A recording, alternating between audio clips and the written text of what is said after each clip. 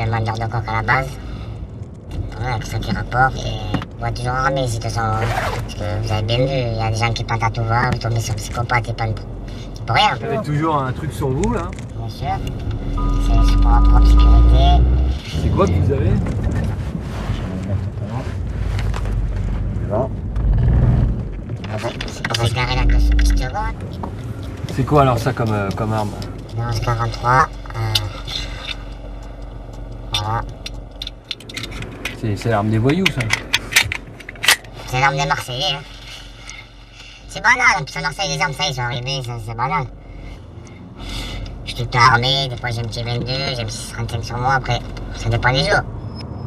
Marco a 32 ans. Il habite une cité de Marseille. Il est sorti de prison il y a 2 ans et s'est lancé dans la cocaïne. Il ne vend que par kilo. Je suis rentré en prison, j'étais cambrioleur, j'étais un casseur de magasin. Après je suis devenu braqueur, après je me suis mis dans la drogue. On a l'impression qu'à Marseille, c'est particulièrement chaud quand même. Hein. C'est chaud de partout, c'est comme ça. Après, vous faites attention à la police, il y a la police, après bon, il y a la concurrence, après il faut payer les fournisseurs dans les délais, surtout si tu te fais avancer, c'est tout un bordel, parce que ça pardonne pas, c'est comme ça, tu es obligé de regarder derrière toi tout le temps quand tu marches.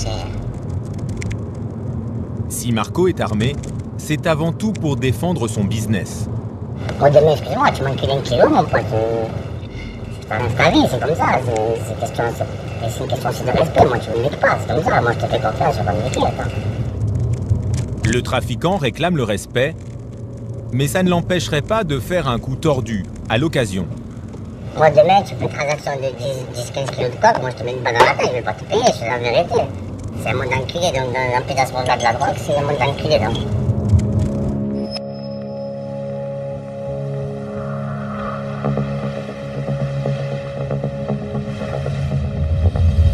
Bienvenue à Marseille. Sa bonne mère, son vieux port et son milieu criminel. Les règlements de compte à l'arme de guerre ensanglantent la ville. 20 morts en 2013, plus de 70 en 5 ans. Comment s'explique cette hécatombe? Pendant 1 an, Jérôme Pierrat et Sébastien Toen se sont immergés dans les quartiers de la pègre de Marseille. Jérôme Pierrat enquête sur le grand banditisme depuis plus de 20 ans. Sébastien Toen est connu comme humoriste et chroniqueur à Canal+, mais il a grandi en partie à Marseille. Il connaît bien la face cachée de la ville. Ensemble, ils ont rencontré les caïds de l'ancienne comme de la nouvelle génération. Scorpion, Uzi, il y a de tout à Marseille. J'avais des petites fois pour se sentir millionnaire. Drogue, armes, vol, jeux clandestins. Jérôme Pierrat et Sébastien Toen dévoilent les facettes de la criminalité marseillaise, ses territoires et ses règles.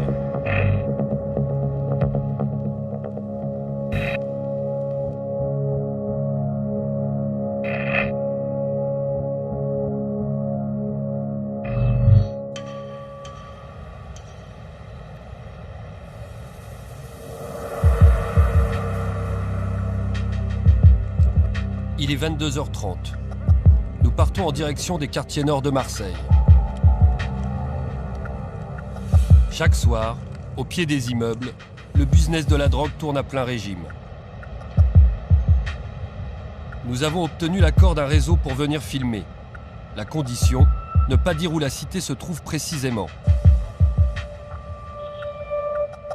C'est l'un des hauts lieux du trafic. À l'entrée du quartier, nous découvrons une silhouette dans la pénombre. Le guetteur. Il a 19 ans. Son rôle, donner l'alerte en cas de problème. Ah, vous faites quoi ici? Après, le charbonneur de l'entrée des Condés. Hein. C'est-à-dire, vous êtes quoi? Ce qu'on appelle les guetteurs, là, c'est ça? Ouais, ça. Ah, toi, tu restes là, toute la journée? Ouais. De quelle heure à quelle heure tu fais ça? Bah, ça dépend. Hein. Là, c'est... 10h, 1h à peu près. Un peu plus loin, voici le charbonneur. Il attend le client devant l'entrée d'un immeuble. Mais tu fais quoi ici, toi? Je charbonne. C'est-à-dire? Je vends du shit. D'accord. Vas-y, mon cannabis. Tous les jours, tu vends ici? Tous les jours, je suis là. De 11h à... Et si c'est un client, il passe quand c'est la police ou... Quand c'est la police, tu entends le mouacha, le guetteur il me fait un signe. Acha, le mouacha. Ara, c'est quand ça craint? Voilà, c'est comme ça que c'est là. Le mouacha, c'est comme tu entends le mouacha, il faut... À l'entrée du quartier, notre première caméra continue de filmer le guetteur. Et tu touches combien là pour faire ça? Ça reste entre moi et la personne. Hein. Quand soudain, un véhicule qu'il ne connaît pas entre dans la cité. Une voiture blanche.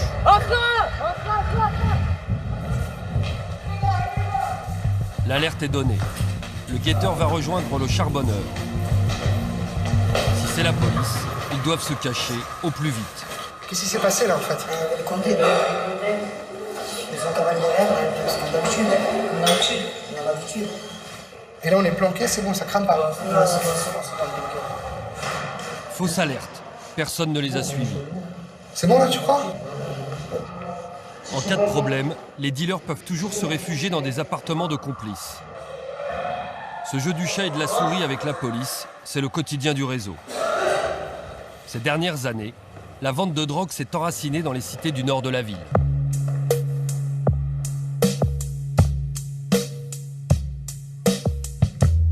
Aujourd'hui, ces quartiers sont devenus l'épicentre de la criminalité.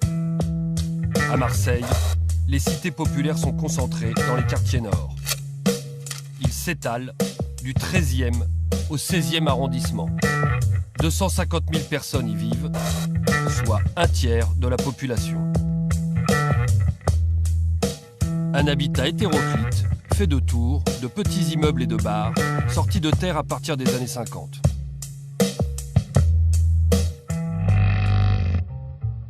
Un groupe d'HLM baptisé Les Oliviers vient d'être inauguré à Malpasset dans la ZUP nord de Marseille.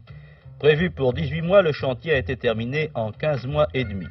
Les Ces immeubles, construits à la va-vite, doivent absorber l'afflux de main-d'œuvre immigrée. Les appartements les tout logements confort HLM sont d'accession présentés à la comme un propriété. progrès. Ils permettent de résorber les bidonvilles. Mais ces quartiers construits en périphérie sont très isolés. Les transports en commun sont rares. En quelques années, ces cités prennent des allures de ghetto. En particulier pour les plus jeunes qui n'en sortent pas. Tu n'es donc pas parti en vacances cette année? Non, je suis pas parti, mais on voudrait y aller, mais ça coûte trop cher. Non, je suis jamais parti encore. Est-ce que tu penses Des de temps fois, en temps mais pour un jour. Est-ce que tu penses de temps en temps tes petits camarades qui eux sont en Oui. vacances?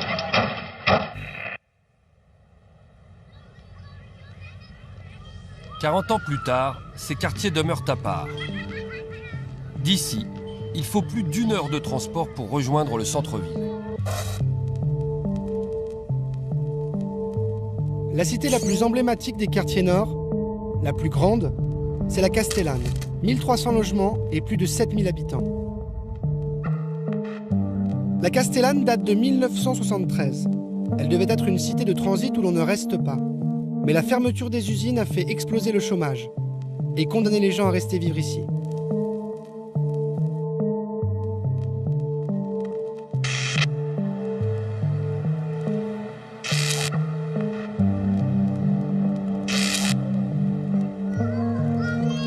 Christian a 35 ans.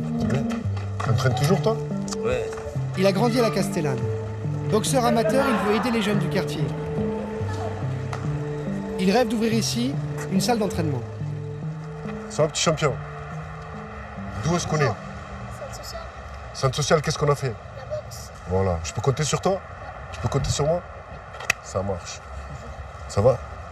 Bon, toi tu assures sa sécurité. Parce que moi aussi j'étais nouveau ici. C'est vrai, tu me rappelles que je suis arrivé, j'avais que 9 ans ici. Ah ouais? Ici, je me battais, je savais pas pourquoi. Mais de me battre et d'être souvent gagnant, ça m'a donné une place dans ce quartier. Christian n'a jamais été impliqué dans le trafic de drogue. Tu viens pas me dire bonjour? C'est quoi ça? Mais dans sa jeunesse, il était vu comme la terreur de la Castellane. Toi, tu fais un bisou au papa. Il a fait de la prison et on lui a même tiré dessus. Ici, il connaît tout le monde. Depuis des années, Bonjour. il voit la pauvreté s'accroître. Tu vas bien? Il en veut au pouvoir public d'avoir abandonné son quartier.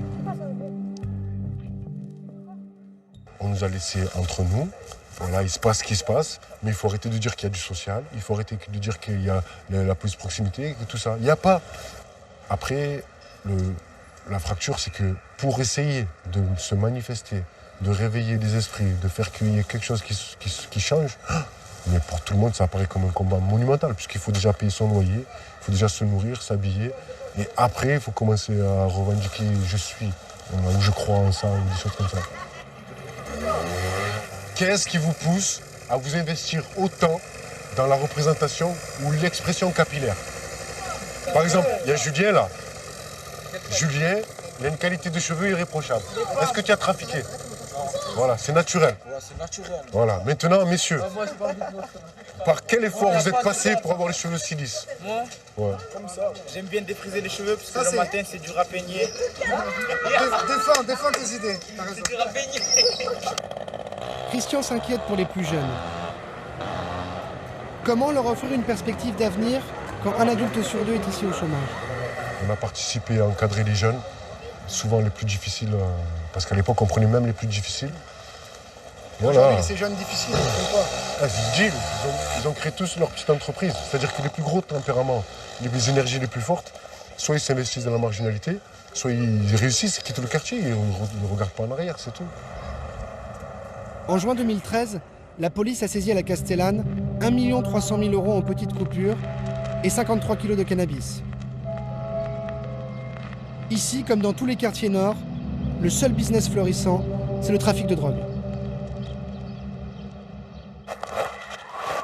De jour comme de nuit, des centaines de clients viennent se ravitailler dans ces quartiers. Nous avons demandé à un habitué de filmer pour nous en caméra cachée.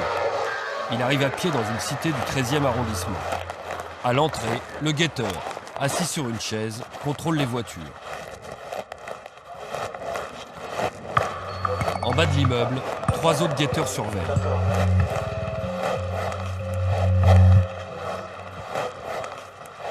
Le deal se passe dans l'escalier. Les charbonneurs ont carrément squatté le palier du premier étage. 3 chaises font office de guichet.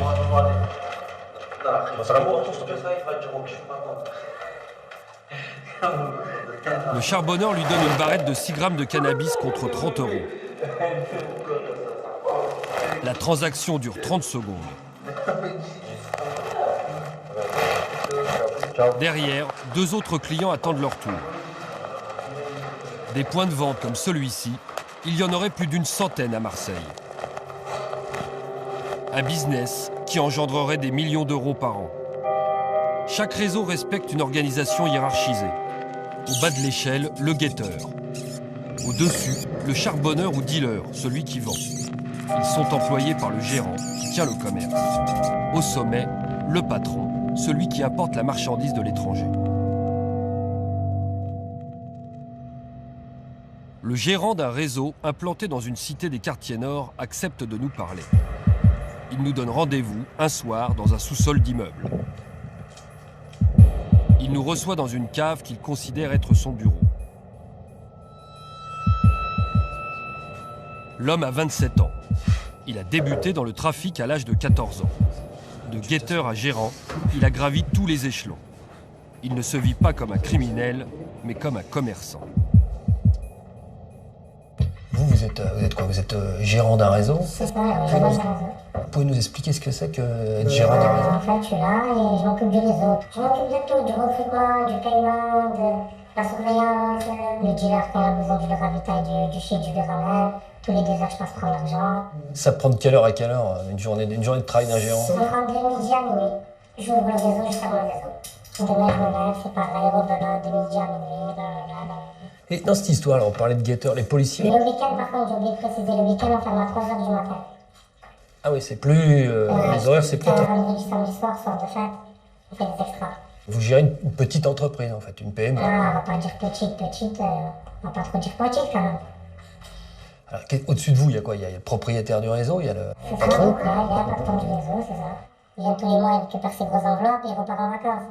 Et en dessous de lui, c'est moi. Lui, il est jamais là, il est toujours en vacances, donc entre guillemets, on peut dire que c'est mon réseau. Dans son réseau, il y a 2 dealers et 4 guetteurs. Les équipes tournent, ce n'est pas toujours les mêmes. C'est le patron. Le gérant s'occupe aussi de la gestion du personnel. Vous, quand vous recrutez, quand vous embauchez, justement, c'est quoi? C'est des jeunes qui viennent vous voir ou c'est vous qui repérez des mecs que vous... Non, c'est des gens qui viennent me voir, c'est des petits jeunes du quartier. Parfois, ça m'arrive de mettre des gens que je connais pas. C'est le copain du copain. Voilà, quand j'ai besoin, c'est... Voilà.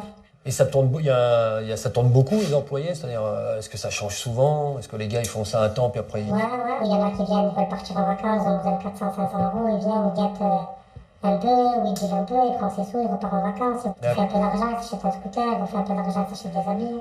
Et quand un client vient ici, vous faites le trafic avec lui, il revient, et les habitués? Ouais, bien sûr, il vient, il rentre, il achète sa marchandise, il repart, voilà, sans plus, nous on parle avec lui, on n'a pas trop grand-chose à se dire aussi. Après, voilà, il vient, il prend ce qu'il achète, et voilà. Vous imaginez si le patron de Carrefour, chaque client devrait parler avec lui, ils n'en sortiraient pas. Ben, ici, c'est pareil.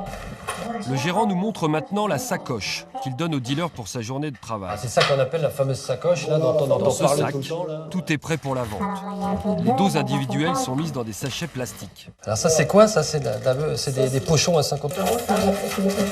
Alors vous, dessus, vous avez marqué quoi? Vous avez marqué combien ça... C'est que ça, c'est la pochette, elle est à Dessus, 300. le gérant a inscrit la somme que devra lui rendre le dealer. Alors ça, c'est le hashish, ça. Ça, c'est donc l'herbe, et ça, c'est le hashish. Sur la table, une dizaine de sachets, chacun d'une valeur de 200 à 300 €. Attention quand même de ne pas le casser, sinon vous allez être obligé de le payer. D'accord, oui. Toute marchandise touchée est achetée. Toute marchandise cachée, cassée est achetée. Touchée quand même pas. Ok. Ça, c'est quoi? C'est pour une journée? C'est pour combien de temps? Non, c'est pas pour la journée, ça dure à peu près 2 heures, 3 heures. Ça, c'est pour les 3 heures à venir. Voilà. Donc ça, en gros, c'est ce que vous allez donner, vous, au dealer. Et je vais lui donner là, qui va finir la soirée avec. Alors, si ça, c'est pour 2 heures, vous en vendez combien par jour? Normalement, je vous le dis pas, mais on va dire on tourne à peu près entre 12 000 et 13 000 €. La journée? La journée. Ouais. Là-dedans, il y a que des... Dans son sac, des kilos de marchandises qu'il doit encore préparer. Ah oui, ça, c'est pour le charbonneur de ce soir. Il y a combien, alors, dans le sac? Il y a à peu près 1, 2, 3, il y a 6 kilos et demi. 6,5 kg de cannabis. C'est ça. Plus ce qu'il y a sur la table. En tout, Et alors ça, il y en a ici pour plus de 20 000 €. Ça va sécher, vu que je ne vais pas le couper aujourd'hui, ça va se déplacer. Comme dans une Vous avez société, une idée de ce le que gérant vous est vendez intéressé par au mois, chiffre non d'affaires. Ça dépend, je me fais un peu de détail moi-même. C'est-à-dire? Au plus ça marche, au plus je paye. Quoi. On va dire à peu près que je fais des mois aller à 10 000, 9 000 €. Sans en abuser. Ouais, sans impôt, sans rien. Sans impôt, sans rien. Selon le code pénal, le gérant risque jusqu'à 30 ans de prison comme exécutant d'un trafic de drogue en bande organisée. Il sait qu'il joue gros, mais il n'est pas question pour lui d'arrêter. L'appât du gain est trop grand.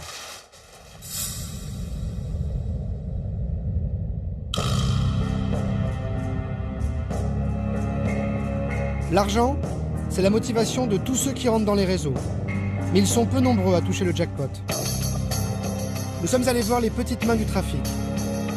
Les dealers, les guetteurs, ceux pour qui travailler dans un réseau s'apparente plutôt à de la survie. Nous rencontrons un charbonneur, en pleine préparation de sa marchandise. Qu'est-ce que vous préparez, là? Là, c'est des morceaux à 10. À 10 €? Ouais. Il coupe lui-même les morceaux de résine de cannabis qu'il va vendre. Je vais vite fait faire 2 ou 3 morceaux à 30.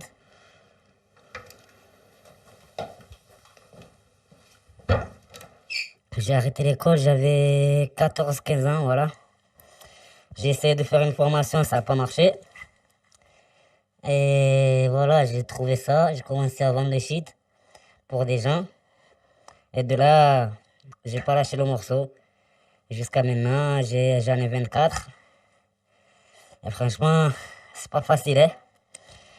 Un charbonneur comme lui gagne entre 100 et 200 € par jour. Ces 10 dernières années, il a travaillé dans plusieurs réseaux des quartiers nord. Bon, c'est plus facile de trouver un endroit où charbonner que d'aller trouver du travail, hein. Ça c'est sûr. Hein. Pourquoi est-ce qu'ils cherchent toujours des gens pour travailler pour eux? Ils cherchent pas, c'est toi tu cherches. C'est nous, c'est le manque d'argent. Pour charbonner, il faut pas un diplôme pour aller dans un quartier nord charbonner n'importe lequel. Si tu veux vendre, tu sais très bien les risques. C'est un boulot qui est considéré comme normal, enfin banal plutôt. C'est pas un boulot, c'est une galère. C'est une galère considérée banale, ouais. Aujourd'hui, il faudrait quitter cette galère et trouver un véritable emploi. Ouais, j'en ai marre parce que ça rapporte pas grand chose, à part la prison et un peu de survie. C'est la survie. Sinon, s'il y avait mieux à faire, comme être comme vous derrière la caméra, je le ferais. Ça veut dire prends ton joint, fume-le si tu es un fumeur. Et va travailler. Ne te casse pas la tête.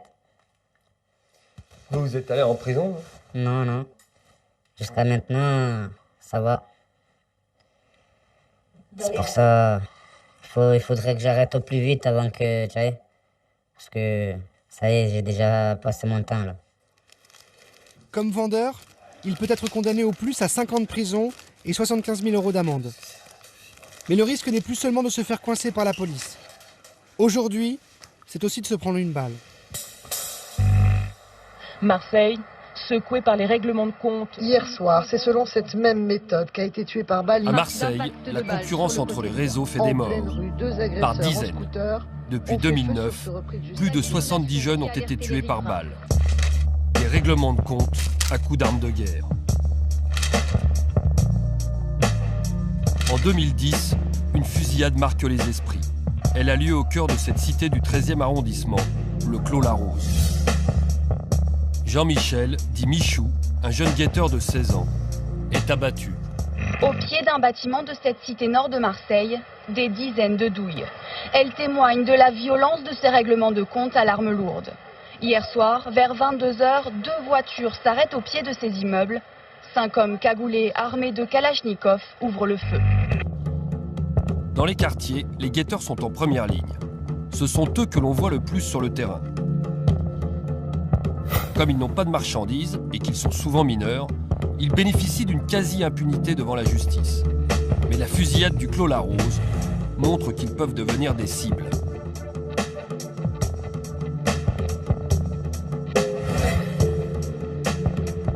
Un jeune guetteur de 16 ans, lui aussi du 13e arrondissement, accepte de nous parler de son quotidien et de ses peurs. Il est rentré dans un réseau il y a 1 an, après avoir quitté l'école. Il gagne entre 60 et 120 € par jour. Est-ce que toi, en tant que guetteur, même si tu es en bas de l'échelle du réseau, tu as des responsabilités? Si tu rates un signal, qu'est-ce qu'on te dit? T'es puni, t'es jugé, t'es quoi? J'ai des grosses responsabilités. Et si, exemple, je rate les civils et ils prennent le vendeur, c'est à moi de rembourser tout ça. On ne rembourse pas directement, on travaille pour eux. Gratuitement? Gratuitement, voilà, comme des chiens. Tes proches, ils savent que tu es guetteur? Non, ma famille, ils ne savent pas. Peut-être mon cousin il sait, mon oncle il sait. Mais ton cousin et ton oncle, ils disent quoi? Ils me disent rien, ils sont passés par là eux aussi. Mais t'as envie de passer les étapes, t'as envie d'être gérant, t'as envie d'être... C'est mieux. C'est mieux d'être gérant, vu que tu touches plus d'argent. Mais je veux trouver un boulot et arrêter tout ça. Parce qu'il y a un gros risque dans tout ça. Vas-y, les risques, toi, t'as peur de quoi aujourd'hui? Ça fait peur de mourir jeune. J'ai 16 ans. Et un guetteur, il peut mourir? Il peut. Oui, il peut mourir. Si, exemple, le réseau il est en guerre avec l'autre, te tue directement. Cette flambée de violence s'explique par la multiplication des réseaux de drogue. Entre eux, la concurrence fait des ravages. Jacques Dallest est procureur de la République. Il vient de passer 5 ans à Marseille. Il a vu les réseaux prendre les armes, d'abord pour défendre un business très lucratif. D'un coup, vous avez rien et vous pouvez tout brasser 10 000, 20 000, 50 000 € en espèces. Donc tout de suite, les gens disjonctent en voyant autant d'argent aussi facilement gagné. Et quand vous avez de l'argent et de la cam, vous allez être une cible parce que vous êtes un coffre-fort, quoi. Et on peut vous attaquer pour vous piquer l'argent, pour vous piquer la marchandise. Donc déjà, ce type de criminalité, de délinquance, suscite la convoitise. Le procureur a vu les règlements de compte à l'arme de guerre débuter en 2009. Depuis, c'est l'escalade. Les caïds des quartiers n'hésitent plus à dégainer. Entre ceux qui ont piqué le territoire de l'autre, ceux qui sont incarcérés et qui vont commanditer un assassinat depuis leur prison en disant « il m'a pris ma place, on le tue », celui qui sort de prison en disant « maintenant je reprends ma place, on va le tuer », parce qu'il va gêner le repreneur. C'est un peu comme une activité économique. Vous savez, il y a une petite entreprise, il y a un repreneur, il y a un marché, il y a des clients. Sauf que la concurrence, là, elle se règle à coups d'armes à feu et pas autrement, pas devant un tribunal de commerce. Et c'est moi ce qui m'a marqué pendant ces années à Marseille, c'est que la plupart des victimes, c'était la plus jeune 16 ans, l'affaire du Clos Larose. La moyenne, c'est 20, 21 ans, 25 ans, rarement au-dessus de 25 ans. Donc des gens jeunes, et on peut penser que les tueurs sont également jeunes. Ces jeunes ne font pas partie du grand banditisme. Et pourtant, ils utilisent ces méthodes expéditives. Un nouveau règlement de compte dans le milieu marseillais. La nuit dernière, 3 corps ont été retrouvés dans une voiture incendiée.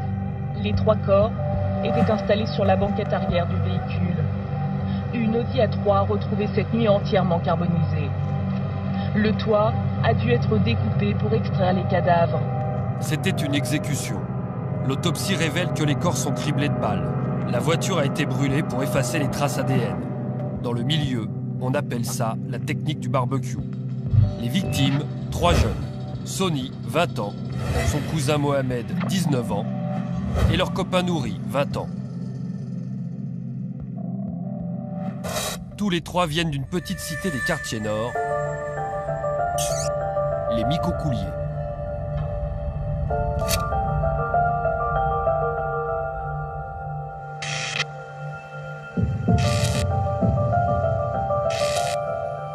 Ici, pas de tour de 20 étages. Des petits immeubles dans la verdure. Une résidence en apparence calme, juste troublée par le chant des cigales. Nous y retrouvons Nadia, la mère de l'un des 3 jeunes exécutés. Elle habite ici depuis près de 20 ans. Elle y a élevé seule ses 2 fils et sa fille. C'est joli, c'est beau, c'est vert, mais c'est complètement pourri. Il y a un noyau pourri. Voilà. Car ici, malgré les apparences, le trafic de drogue mine la cité. Un réseau s'est installé en plein cœur des Micocouliers. Je suis tombée dans un traquenard, vraiment. Là, c'est un traquenard. Et tant que ça ne s'arrête pas, ces réseaux, je crois que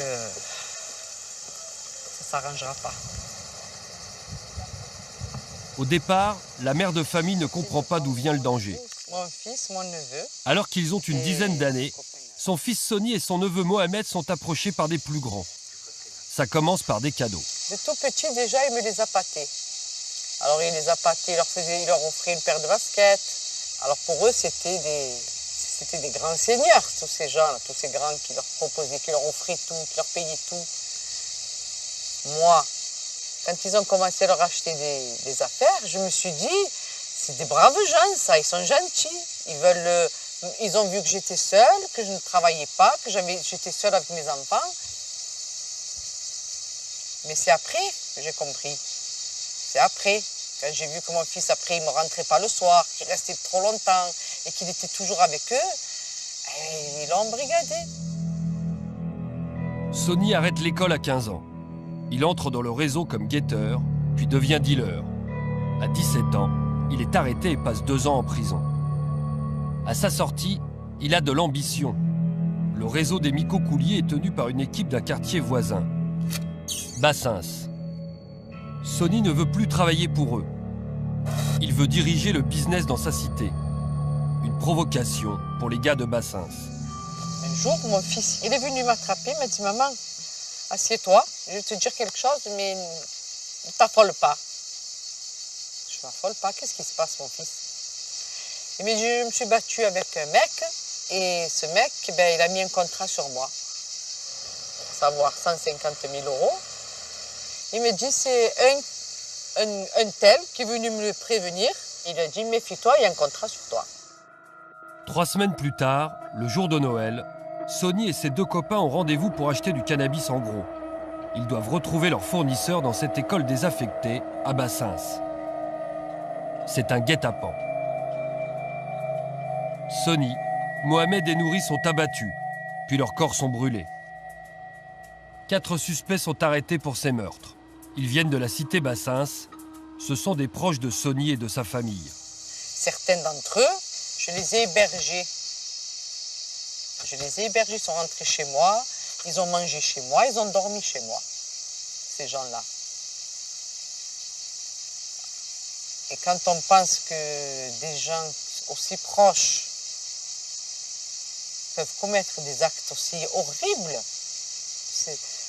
j'arrive pas à le concevoir. C'est trop dur. Trop dur. À imaginer ce qu'ils ont fait. Mais vous vous rendez compte? Mettre le feu. Pourquoi ils mettent le feu? Pourquoi brûler des corps? Ils ne pensent pas aux familles. Quand ils tuent, ils prennent des enfants comme ça. Les familles, ils n'y pensent pas. Les mamans. Je ne suis pas la seule dans cet état. Je ne suis pas la seule dans ce cas. Il y a plusieurs mères comme ça qui se... Aujourd'hui, Nadia voudrait quitter le quartier. Elle a peur pour ses autres enfants. Elle a demandé à être relogée, loin d'ici. En 2013, 20 jeunes ont été tués par balle à Marseille. Une hécatombe facilitée par l'arrivée massive d'armes de guerre dans les quartiers nord. Depuis quelques années, se procurer un pistolet automatique ou une Kalachnikov n'est plus réservé au grand nom du banditisme. Comment ces armes arrivent-elles à Marseille? Est-il aussi facile qu'on le dit d'en trouver? Pour le savoir, nous allons chercher à acheter une Kalachnikov. Nos contacts nous proposent de rencontrer un homme qui joue les intermédiaires. Il est méfiant. Après 2 rendez-vous ratés, il accepte de nous voir, mais loin de sa cité. Salut, bien, et toi? Nous, l'idée, c'est de voir comment on peut se procurer des armes. Si c'est simple, pas simple. C'est jamais simple, mais bon. J'ai les contacts qu'il faut, moi. J'ai des mecs qui ramènent ça, quoi. Je peux avoir des scorpions, des pistolets, des mitrailleurs, des bazookas, des kalash. Kalash? Bah, nous, on voudrait, voilà, pour être franc, on voudrait acheter une kalash pour voir un peu. C'est facile à avoir, parce que c'est comme ça l'idée. Hein, voilà, j'ai les contacts qu'il faut. Et d'après toi, c'est combien de temps pour avoir un. De moins 15 jours, 3 semaines. 15 jours, 3 semaines? 15 jours, 3 semaines, bien sûr. Et ça vaut combien? Pour compter 2500, 3000 euros.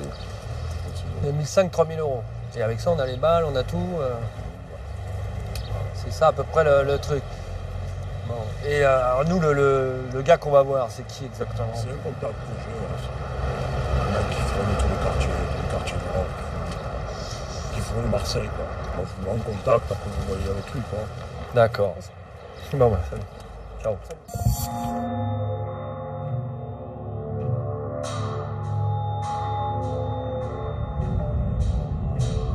Nous devrons attendre plus d'1 mois avant de décrocher le rendez-vous avec le vendeur. Il faudra payer cash le prix de la Kalachnikov, soit 3000 euros. Un soir, il nous reçoit dans un box, quelque part dans les quartiers nord.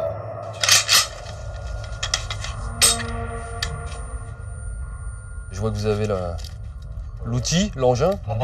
Le bébé, ouais. AK-47, la famille. Voilà, il y a les balles, 2 chargeurs, familial, un moped. Ils sont garnis là, ouais.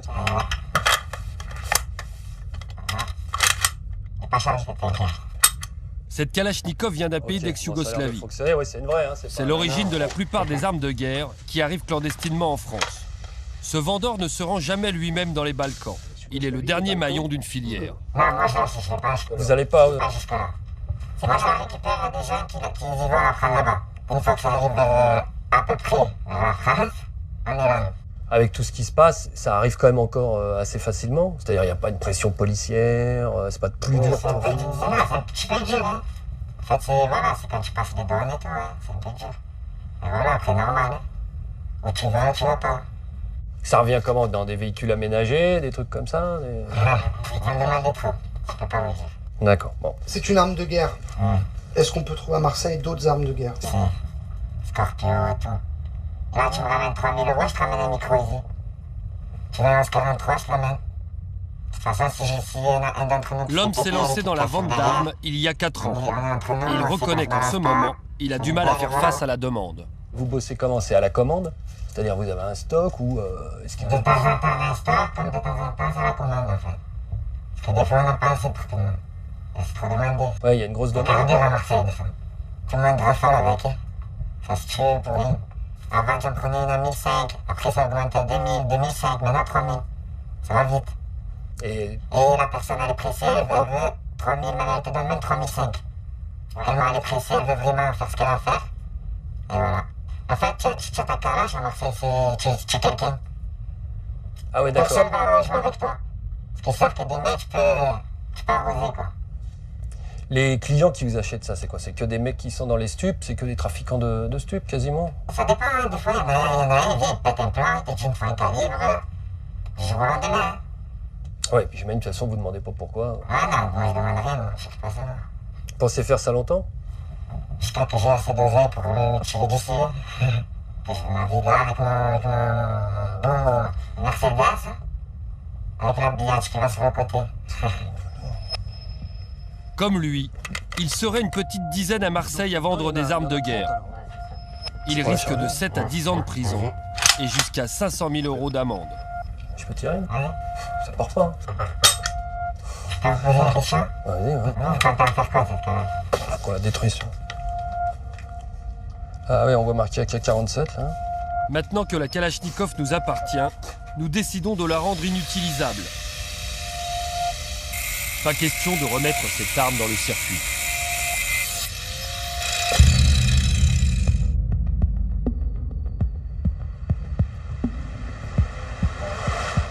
Nous cherchons maintenant à rencontrer un client type de ces armes de guerre. Les guetteurs, les dealers, ne sont généralement pas armés. Les calibres sont demandés au-dessus. L'homme a 30 ans. Il est à la tête d'un réseau. Il vient justement de recevoir une Kalachnikov, flambant neuve.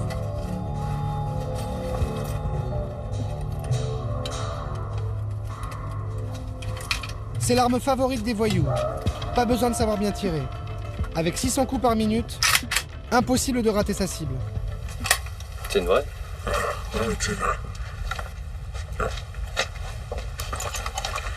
Il y a tout ce qu'il faut. Là, tu t'en prends une comme ça, mon gars.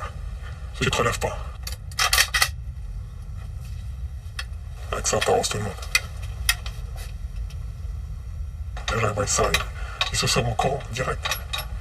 Direct, il voit une Kalachnikov, il se dit, celui-là, il rigole pas. Donc vraiment, faut sortir ça. C'est qu'il y a de vraies embrouilles. Il nous confirme que les armes sont dans les quartiers depuis plusieurs années. Ce qui a changé, c'est que les gars n'hésitent plus à s'en servir. Avant, c'était chacun, il voulait avoir sa petite calache à la maison, déjà, histoire au chaud, tout ça, plus pour impressionner, tout ça. Maintenant, c'est plus comme avant. T'entends plus parler, lui, il a la calache, t'entends lui, il a tiré, lui, il a charqué l'autre, ceci, c'est plus pareil, c'est plus comme il y a 10 ans. Aujourd'hui, quand t'es dans le réseau, il t'en faut une. C'est comme un flic. Aujourd'hui, il a son flashball, son taser. Et maintenant, on a des calaches, mon gars. Moi, c'est pas mon but d'arrêter déjà. Je sais, j'ai une morale quand même. Moi, je suis là, j'ai fait mes sous, c'est tout. Et pour éliminer les concurrents, sans se salir les mains, il est possible de faire appel à des garçons de quartier qui jouent les tueurs à gages. Si t'as pas envie de te casser la tête, tu leur donnes 70, 80 000, il va avec les chartes, le mec. Il te charte. Ah oui, il y a des gens ici qui sont prêts à se vendre. Ouais, ils sont prêts à se vendre, police. Ils sont tous fous. Ils veulent tous des sous, ils sont prêts à tout. On a l'impression qu'il n'y a plus de règles avec ces... C'est le bordel. Regarde, t'es à Marseille, hein. T'es pas... je sais pas où, hein.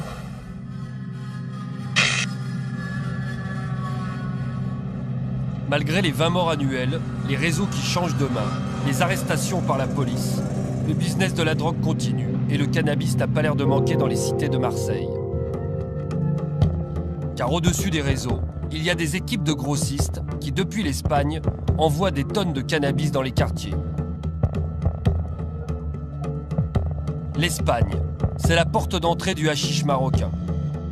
Nous avons rendez-vous à Barcelone avec l'un de ses grossistes. Nous l'appellerons Sergio. Ce Marseillais s'est installé ici il y a 3 ans.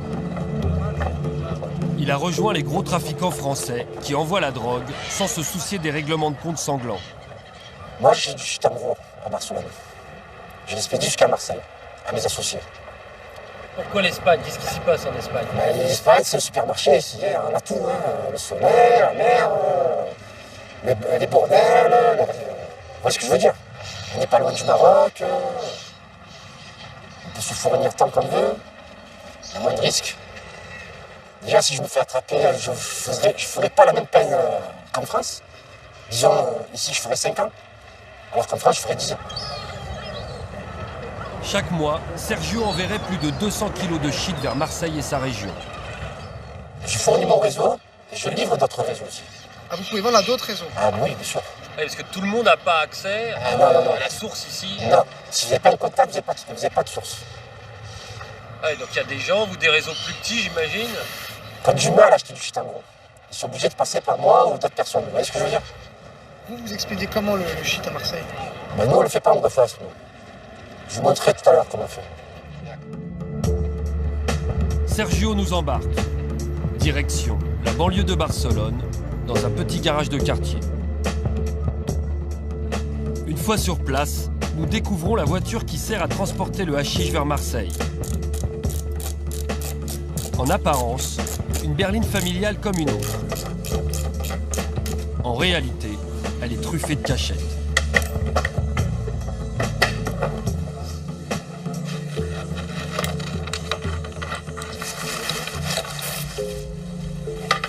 Donc là, on est sous le coffre. Là. Sous le coffre. Et là, ce qu'on voit, c'est quoi, là? C'est la voiture coffre. Combien on peut mettre là-dedans? Entre 150 et 200 kilos. Ah, carrément. C'est fabriqué avec de la fibre de verre. Et il y a eu d'autres planques dans la voiture? Il y a une autre plaque devant. Même système à l'avant de la voiture. Derrière le pare-choc, 3 autres cachettes. L'aménagement d'une voiture comme celle-ci est complexe et coûteux. Sergio l'a acheté clé en main à une équipe qui s'est chargée de toutes ces transformations. Ça, c'est la cage de devant, c'est ça? C'est la cage de devant. Et on peut mettre combien là-dedans? 80 kilos.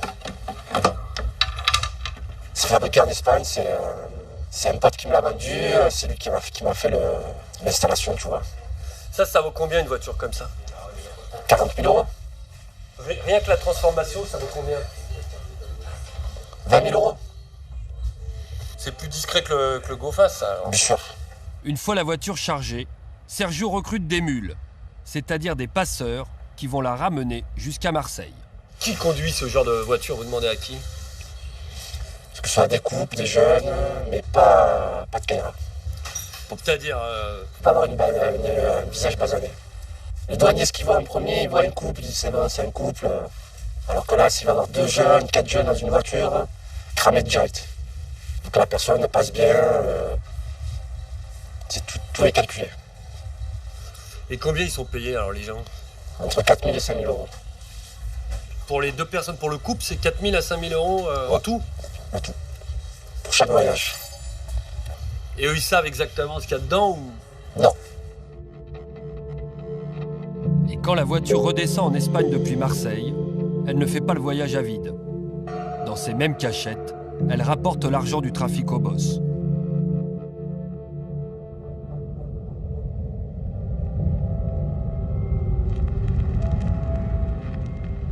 Retour à Marseille. Au nord de la ville, au milieu des cités, il y a un territoire à part. Un quartier gitan dont les voyous sont spécialisés dans le vol. Son nom? Le ruisseau Mirabeau. Il est coincé entre l'autoroute et la ligne TGV. 500 personnes y vivent.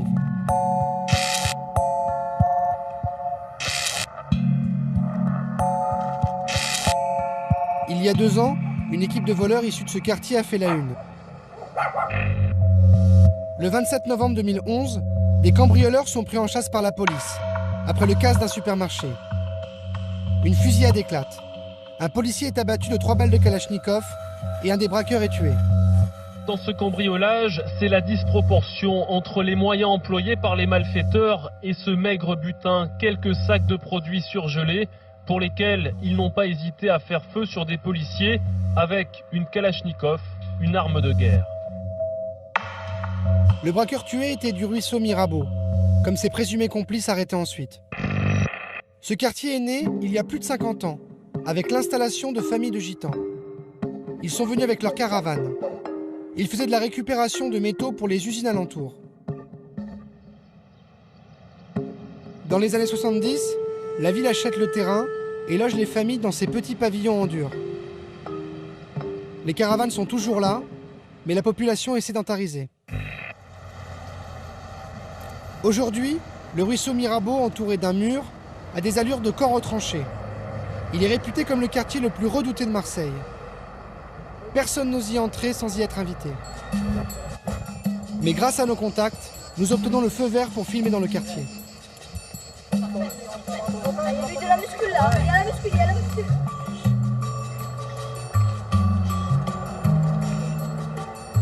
Ici, il n'y a ni commerce, ni école. L'activité traditionnelle de récupération des métaux est en baisse. Le chômage atteint un taux record de plus de 90%.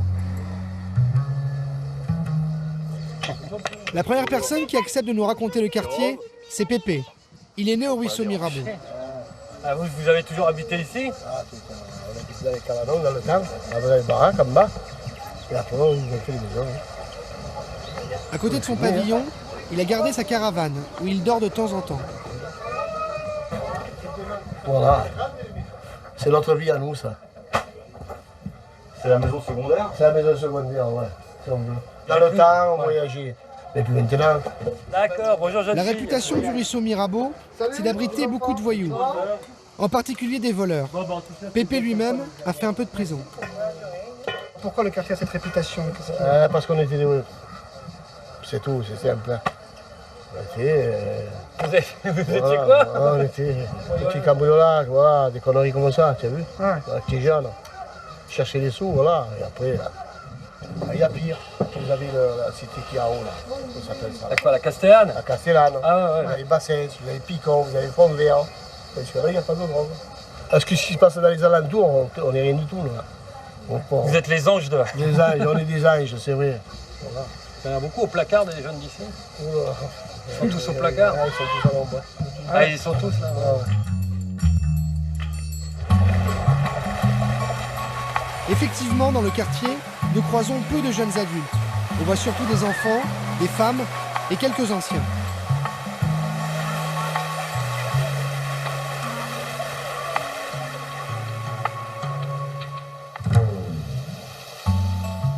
Et on ramène nos copines. Mais ça, nos copines, ils ont peur de rentrer ici. Et parce qu'ils disent les gitans, ils vont nous manger, c'est des dalleux et tout. Et en vrai, non. C'est pas vrai. On est que des beaux gosses. Que des beaux gosses. Pas que c'est un gros gosse. Que des beaux gosses, que des beaux gosses. Les filles, on les fait craquer. Comment vous expliquez qu'on a un sentiment que pour rentrer, c'est compliqué si on connaît personne? C'est quoi? Vous trouvez ça normal, vous? Oui, c'est normal. Mais parce que les grands ils nous ont appris ça. Nous, on doit l'apprendre aux plus petits. Personne ne doit rentrer dans le quartier, ça doit rester entre nous. Mais comment ça, personne ne doit rentrer? Les autorités, des gens qui ne sont pas du quartier, des gens qui... La police, tout. Voilà, tout. Ils ont appris ça depuis tout petit. Ouais.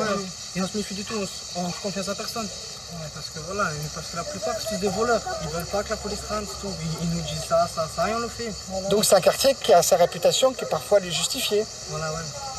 C'est pas juste ça comme ça. Régulièrement, la police cible des équipes de voyous du quartier. Mais comme il est impossible de rentrer au ruisseau Mirabeau sans se faire repérer, les policiers surveillent de l'extérieur. Il se met tout la police pour filmer là? Sur la colline là-haut là? Le soir on voit... pour les bombardiers. La dernière fois il y avait un micro la dernière fois. Il y avait une caméra. Une caméra arrachée, heureusement. Bon, on a explosé la caméra. Face à notre caméra, les jeunes roulent des mécaniques. C'est le village de Gaulois. Ils sont fiers de nous expliquer comment ils défendent leur quartier contre les policiers. Qu'est-ce que c'est ça en fait? C'est le pack de matriculation de poulet. BZ, VC, AZH, ABK. Ça, on les caillasse. Nous, on les caillasse, nous. Et on les caillasse. Nous, ils rentrent pas. Je rentre, ils savent qu'ils sont morts. Voilà. Les herses, on a fait des herses. On a fait des herses. Quand ça rentre, quand ça fait le tour, et on va vers un dodan, genre on le met juste en dessous, et quand il passe, il crève des bouts. Alors qu'ici, il n'y a pas de drogue, il n'y a pas d'armes, il n'y a pas... Ça, vous savez pas? Non. Ça veut dire non, alors? Ce jour-là, nous ne verrons que des adolescents. Nous devrons revenir quelques jours plus tard pour rencontrer de vrais voyous.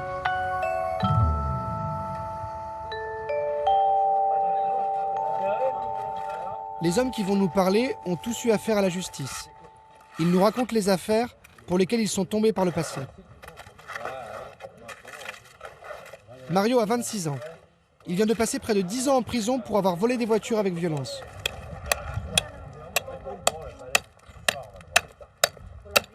Ah, il y avait le trafic de voitures à l'époque. Comme c'était dur pour nous ici, qu'il n'y a jamais eu et tout. Donc ça fait que, voilà, quand on trouve quelque chose pour se nourrir, et comme les Arabes nous achetaient des voitures, alors on prenait des voitures pour le Maghreb. À l'époque, il fallait frapper les gens pour prendre les voitures. Il fallait frapper les gens? Et ouais. Moi, pour moi, c'était prendre la voiture et rentrer, et voilà. Quoi. Bon, et après, si on regarde maintenant, c'est grave quand même. Hein? Mais bon, c'est fini maintenant, ça. Hein? En plus, j'ai payé pour ça. Quoi. Voilà. Et tu as oublié de dire quelque chose. Ouais. C'est pas interdit de voler. C'est interdit de se faire attraper. Voilà, c'est tout. Et vous êtes beaucoup de garçons d'ici à être allés en prison? Ouais, on est tous allés. Hein. On est tous allés en prison. Hein. Bon, là, il y en a un bon paquet qui sont allégés, mais... Les plus anciens ne le contredisent pas.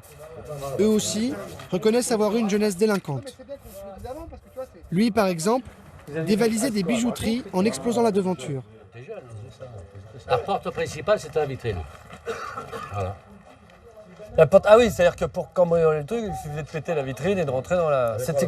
Avec les plaques d'égout, là, tout ça. On faisait ça, on faisait que ça.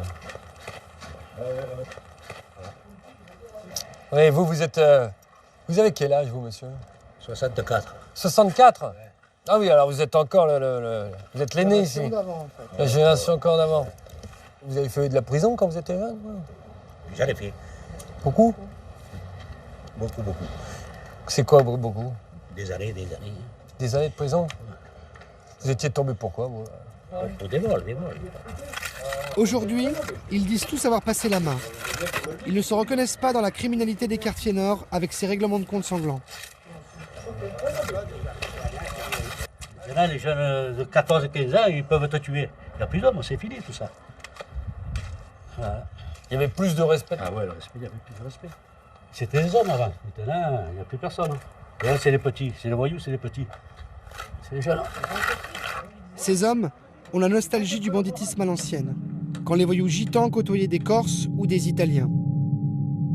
L'explosion de la violence dans les quartiers nord aujourd'hui s'explique-t-elle par la disparition du milieu traditionnel?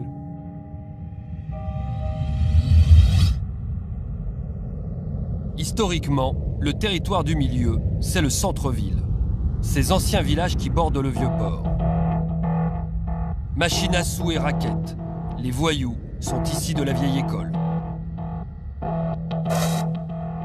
Les quartiers d'Andoum, de l'Opéra et du Panier sont des fiefs du grand banditisme depuis un siècle.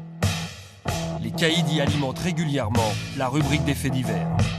Sûrement un règlement de compte sanglant en plein cœur de Marseille. Ce matin, vers 9h, Roland Gabenne, 46 ans, homme fort du milieu marseillais, a été abattu par des individus cagoulés.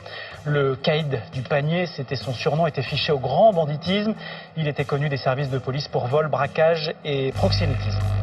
Il y a 2 ans, l'exécution du caïd du Panier est l'épilogue d'une longue histoire criminelle. Un homme a bien connu le grand milieu marseillais, Paul Néry. À 80 ans, il a fait 26 ans de prison pour braquage. Son quartier, Andoum, au pied de la Bonne Mer.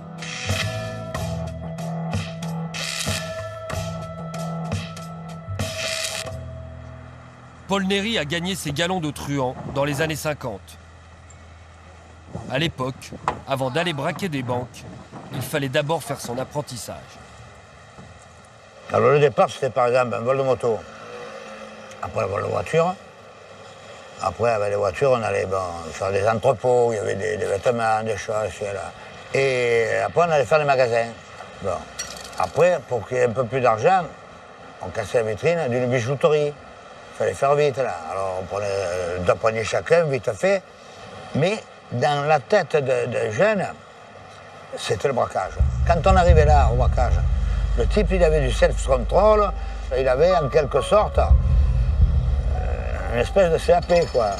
Un CAP parallèle. Fraîchement diplômé, Paul Néry devient un pro de l'attaque de banque. Il fait carrière sans jamais avoir eu besoin de tirer un coup de feu. Rien à voir avec ce qu'il se passe aujourd'hui dans les quartiers nord. De ce que je lis et ce que j'apprends par les médias, ce sont des jeunes, en général, qui ont voulu courir, qui courent là, puisque avec la cagoule et les calibres, ils ont voulu courir avant d'apprendre à marcher. Avant, on ne voyait pas ça. Les gens étaient structurés avant. Chacun avait une spécialité. La seule personne que je connaisse bien, c'est moi-même. J'ai 80 ans passés, j'ai été bien structuré, puisque je n'ai pas d'acte de violence, je n'ai pas de sang sur les mains. Donc je suis allé à la bonne école. Encore plus qu'Andoum, la pépinière du milieu marseillais, c'est le fameux panier, de l'autre côté du Vieux-Port.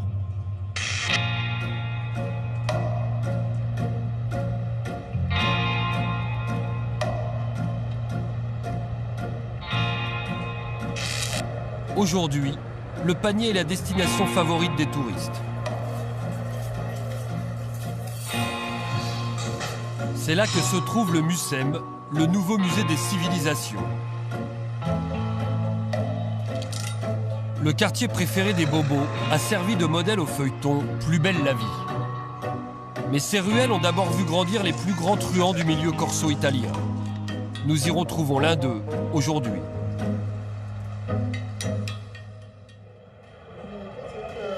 Là, tu as la vue de tout Marseille, enfin, du port, tout ça, par là, tu vois. C'est le panier. Alors, Joe Signoli est né de père italien et de mère corse.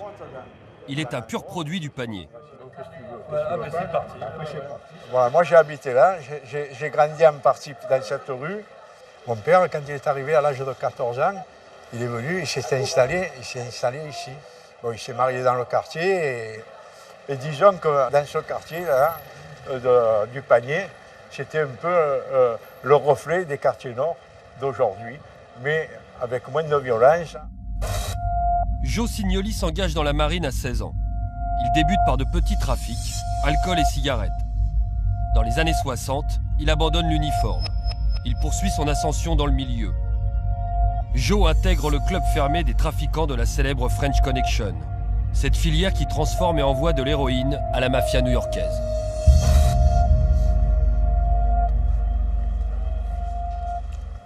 Vous savez qu'à l'époque, que 3 ou 4 équipes qui faisaient ça, il n'y avait pas 50. Bon, il y avait ceux qui faisaient venir la marchandise de Turquie ou autre, qui donnaient à transformer, et puis il y avait ceux qui l'amenaient aux États-Unis, comme moi. Et à Marseille, on ne vendait pas un gramme d'héroïne. Moi, je n'ai jamais vendu un gramme d'héroïne en France. Moi, je le transportais aux États-Unis, mais en France, je ne vendais rien. En 1972, Joe Signoli est arrêté. Il prend 20 ans de prison. Il tombe dans l'affaire du Caprice d'Étang, un crevettier qui transportait 450 kilos d'héroïne vers les États-Unis. Au moment de la French Connection, il y avait bien évidemment des règlements de compte à Marseille. Mais certains caïds faisaient régner l'ordre. À l'époque, il y avait, bon, je ne veux pas dire des parrains, mais à l'époque, c'était des hommes en place que souvent ils étaient sollicités quand il y avait des problèmes. Ils faisaient un peu le juge de paix. Alors il y avait ces gens-là qui dominaient le pavé à Marseille et qu'il est évident qu'ils faisaient tout pour éviter c'est des gens en étant des voyous, des gens de bien. C'est complexe ce que je vous dis là. Hein, c'est paradoxal, mais c'est comme ça. Il y a des gens. Bon, moi j'ai toujours été quelqu'un de bien. J'ai toujours essayé d'éviter qu'il y ait des problèmes de ce genre-là, d'éliminer des gens, de tuer. Mais dans les quartiers nord, il n'y a personne qui maîtrise personne. Vous ne maîtrisez plus. Donc, même ces gens-là vont se retourner contre vous. Vous allez intervenir pour passer une bonne parole ou quoi. Ils sont capables de vous dire « occupe-toi de toi » et puis c'est pas content. Même à vous de vous faire de la pression. Vous voyez ce que je veux dire? Au panier, à la différence des quartiers nord, des hommes auraient encore une certaine autorité sur la rue. Roland Gabin, un restaurateur, était surnommé le parrain du panier. Il possédait plusieurs bars et établissements de nuit. Il était aussi fiché au grand banditisme. Homme fort du milieu marseillais a été... En juillet 2011, il est exécuté en pleine rue. Il était connu des services. Gabin était une figure respectée dans son quartier. Il savait se faire apprécier, même des plus anciens. Il avait une image positive ici. Positive, ah oui, au panier, tout le monde aimait. C'était un grand petit, quoi, même qui prenait de l'âge, pour nous c'était le petit. D'accord. Le petit du quartier. Il avait des yeux doux, des yeux tendres, pas méchants. Peut-être que le soir, ça, il devait être peut-être méchant pour se faire respecter aussi. Mais envers nous, je sais pas. Pas de problème, au contraire. S'il y avait quelque chose, au contraire, il nous protégeait à nous. Le brave garçon avait tout de même une part d'ombre et un casier judiciaire bien rempli. Un de ses compagnons de route accepte de nous raconter son parcours criminel. Vous avez bien connu Roland Gabin. Oui, tout à fait. À qui c'était Roland Gabin? On le surnommait... Le caïd du panier, oui. Ouais, c'était ça. Hein. Il n'y a pas de souci, c'était le caïd du panier. Depuis au moins 25 ans. Première arrestation à 17 ans pour braquage. Et là, il a pris 11 ans de prison. En prison, il forge sa réputation. C'est-à-dire un caïd, peur de personne, seul, pas d'équipe, il est seul, c'est Roland, c'est Gabin du panier. Il a besoin de dégains. Et ni même des caïds qui sont en prison avec lui. Quand il sort, lui, de prison, c'est devenu le caïd incontournable. Il avait des couilles grosses comme l'Alaska. Une anecdote, un jour, il est convoqué, il est au Beaumet, bon, il est en prison, il est convoqué par un juge sur une affaire. Convoqué, il apprend, ils vont le chercher, il s'était cousu la bouche. Voilà, il avait la bouche cousue. Voilà, il est arrivé devant le juge l'a fait, bon, allez, vous pouvez le remonter. Voilà ce que c'était Roland Gabin. Alors quand on dit c'était le caïd ou le parrain du panier, comme on l'a lu dans la presse, ça veut dire quoi Il était associé dans les affaires d'argent, les machines à sous, les divers trafics, il était associé un peu à tout. Hein. Il y avait un peu le trafic de drogue, enfin, tout ce qui est inhérent à un truand de base. Hein. Et alors cette photo là, ça a été pris quand ça? C'est la fête du panier en 2011, un mois avant qu'il meure. C'est la dernière photo, je crois qu'il a pris. Voilà, il est devant le restaurant il est un peu plus là, vers là. C'est le restaurant qu'il avait lui? Ouais. Petit restaurant où il faisait les apéros du panier. Les apéros du panier se tenaient chaque semaine, à la belle saison. Un rendez-vous très couru des Marseillais. Depuis la mort de Gabin, un nouveau parrain a-t-il pris sa suite? Nous cherchons à rencontrer l'un de ses anciens associés. Son nom apparaît aux côtés de Gabin dans une affaire de racket. On le surnomme Titus. Il a un restaurant au cœur du panier. Nous décidons d'aller lui poser quelques questions. Bonjour. Si vous me dérangez, je voulais savoir si je pouvais parler à Titus, je sais que c'est son restaurant. Moi, je peux vous parler 2 secondes, c'est la seule? Donc, je vous explique, je travaille pour Canal+. Je fais un reportage sur Roland Gabin. Je sais que c'est votre ami, vous l'avez bien connu. Et voilà, je me permettais de venir voir parce qu'on voulait évoquer sa personne. Je veux savoir si je pouvais vous interviewer, parler avec vous. De lui, il n'y a aucune interview à faire. Tu diras qu'à la plus de ma part, de notre part, il faut arrêter de dire que le panier a des bandits, pas des bandits. Qui s'intéresse plus aux gens qui arrachent les sacs à mer et qui ne viennent pas nous casser les couilles. Il n'y a pas d'histoire de banditisme ici. C'est justement pour dire la vérité sur Roland, c'était le pas parrain. De dire, tu veux dire quoi? J'ai aucune vérité à te dire. Il n'y a pas de parrain, les marraines, ça n'existe pas. C'est tout éphémère tout ça. Si tu veux avoir des renseignements, tu as la police juste à côté, tu vas, tu leur demandes, ils vont te donner des renseignements. Qui c'est qui t'envoie, toi? Moi-même, je fais un reportage là-dessus et je voulais parler donc de lui. C'était considéré comme le parrain du panier, c'est pas par hasard. Son pédigré, il est. Qu'est-ce que j'ai à voir Parce que je sais que vous avez travaillé avec lui, je sais que vous avez été son bras droit, je sais que vous avez été son ami au moins, et je préfère parler à des gens qui l'ont connu que parler à. Si tu veux, tu manges un bout, tu vois, là c'est mon restaurant, tu as le panier, tu visites, à droite tu as Plus belle la vie, tu as le moulet, si tu veux, tu as la vieille charité là. Si tu veux venir boire un coup, il n'y a pas de problème, ne pose pas de questions sur Roland, s'il te plaît. Ok? Bon. Merci quand même. Bonne journée. Au revoir. Le milieu se fait discret au panier. Qu'en est-il à l'Opéra? Un quartier où les caïds s'affichaient sans complexe et menaient leurs affaires.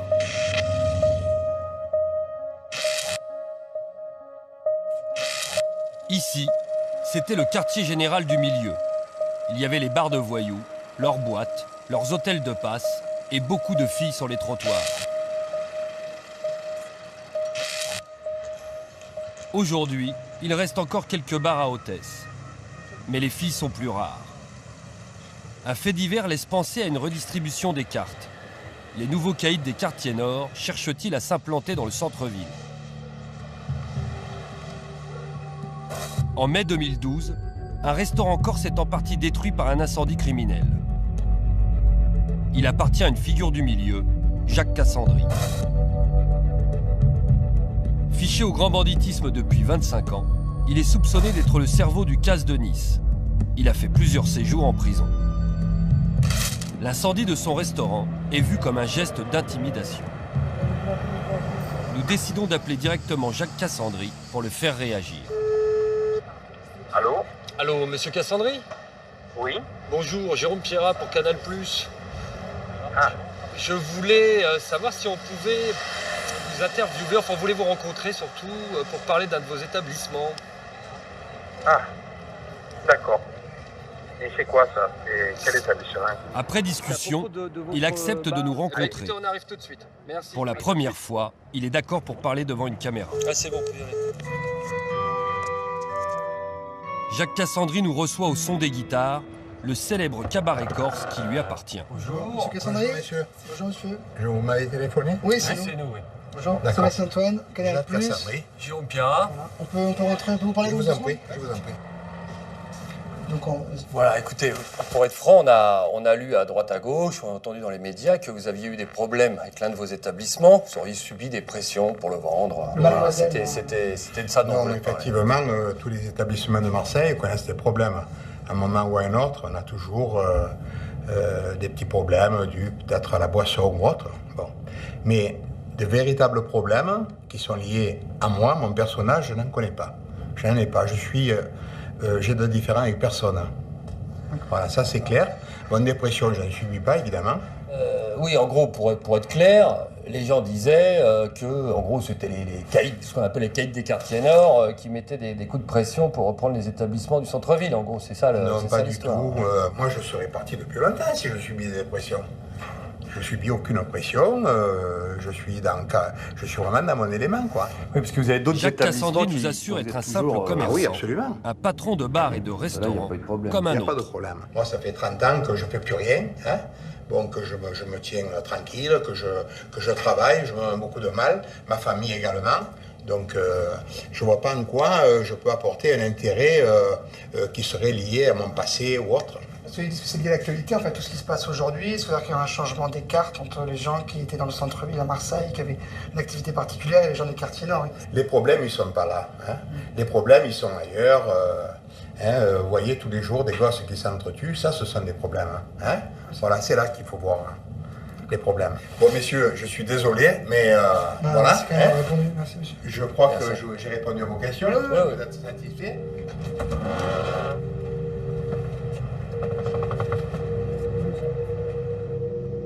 Aujourd'hui, le banditisme traditionnel est en perte de vitesse.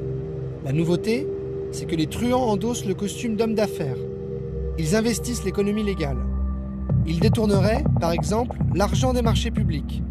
Un scandale l'a révélé au grand jour. L'affaire Guérini.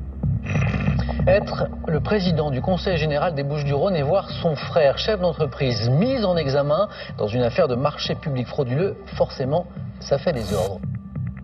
Le président du Conseil général, Jean-Noël Guérini, et son frère Alexandre, chef d'entreprise, sont aujourd'hui mis en examen pour association de malfaiteurs.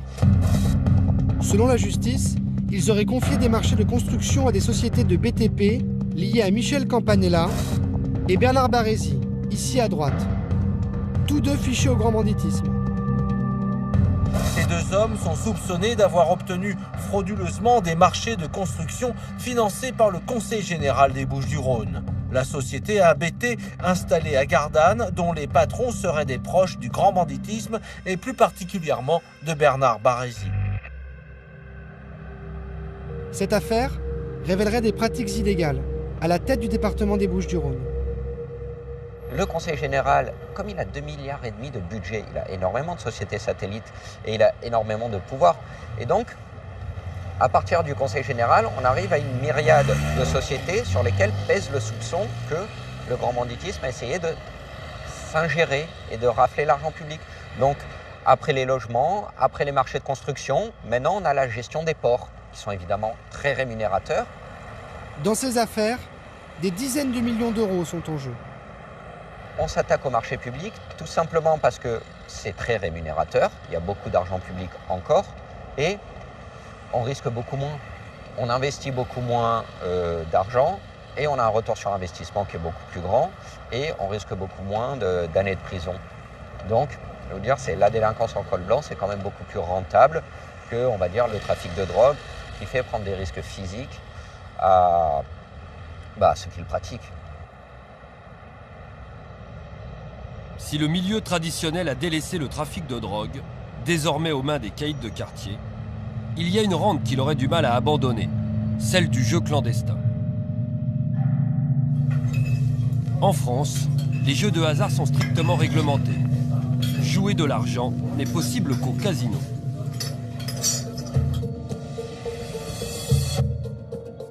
À Marseille, des parties clandestines sont organisées quasiment chaque soir.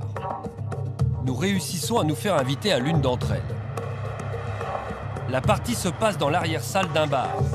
On y joue à la barboute, la spécialité locale, jamais filmée jusqu'à aujourd'hui. Le principe, une paire de dés lancés dans une longue caisse de bois surnommée le cercueil. Les joueurs misent sur des combinaisons gagnantes. 100 il gagne. Ça marche. Autour du cercueil, des garçons venus du centre-ville et des quartiers. Notre caméra est tolérée, mais impossible de poser des questions. 6 Ici, on peut jouer très gros. Ce joueur a 2000 € en main. Et ce soir-là, un autre va perdre sa voiture. La grande mode en ce moment, le jeu le plus rémunérateur, c'est le poker. Un organisateur de parties privées, comme on les appelle, accepte de nous recevoir. Il en organise 4 par semaine dans une salle de restaurant. Le rideau de fer est tiré, la partie se passe à l'abri des regards.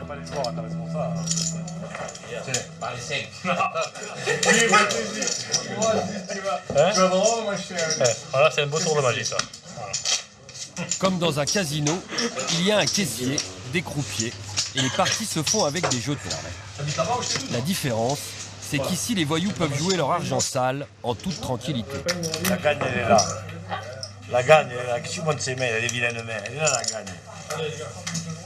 C'est très bien que dans les casinos, c'est difficile de pouvoir flamber, à part d'être chirurgien qui gagne beaucoup d'argent, c'est beaucoup surveillé. Il faut justifier en fait l'argent. Voilà, il faut justifier l'argent. Après, nous, on ne demande pas de CD quand ils viennent ici. Donc voilà, ce qu'ils font, ça ne nous intéresse pas. Nous, ce qui compte, c'est de jouer, qui est l'argent, tout simplement. Allez, messieurs, c'est à fond. La cara. Chaque partie compte une dizaine de joueurs. Ils viennent de toute la région. Ils sont prévenus par SMS. Le jeu débute à 22 h et peut durer très longtemps. Alors que les casinos ferment à 2 h du matin, là, tu peux jouer jusqu'à pas d'heure, quoi. Tu peux jouer 24 heures. Les parties, c'est minimum des parties de 3 heures. Ça peut durer une nuit, une journée entière. Ici, pour être accepté, il faut miser beaucoup. Comment ça marche? Dans une partie comme la nôtre, il faut avoir au moins 2 000 à 3 000 € pour pouvoir jouer. Et ça peut monter jusqu'à combien, les gens? Ça peut monter beaucoup d'argent. Il peut y avoir de grosses pertes. Ou de gros gains. Ou de gros gains, bien sûr. S'il y a des pertes, il y a des gains. Envoyé. Une partie de poker clandestine, comme celle-ci, brasse jusqu'à 100 000 €. L'organisateur touche plusieurs milliers d'euros par soir. Afin d'éviter les embrouilles et les mauvais payeurs, il faut un service de sécurité un peu particulier. Une équipe de voyous chevronnés qui assure la protection de la partie. Une grande tradition à Marseille où les voyous ils avaient des parties qui couvraient. Ça marche toujours comme ça ou pas? Oui, c'est toujours comme ça. Une partie, il y a toujours des couvertures. C'est normal, c'est le système. Vous avez peur des mecs qui braquent les parties? Il y a beaucoup d'histoires comme ça. Il y en avait une il n'y a pas longtemps sur Aix. Ça peut arriver, ça arrive souvent. Hein. Ils braquent des pharmacies, ils peuvent braquer des parties de poker. Hein. Je suis là, après voilà, on est là, on travaille, on ne pourra pas marcher dessus. J'ai une vie de famille aussi, hein. J'ai une femme, des enfants, c'est mon gagne-pain. Donc je veux dire, on ne se fera pas enlever le pain comme ça. Et vous avez choisi cette voie-là, pourquoi? Par rapport au trafic de stupes ou à d'autres activités? Parce que je veux être le plus possible dans la légalité. Même que c'est pas légal, mais pour moi, c'est au niveau de mon esprit, je fais rien de mal. Je fais des parties de cartes. Des parties de cartes qui pourraient lui coûter 3 ans d'emprisonnement et 45 000 € d'amende.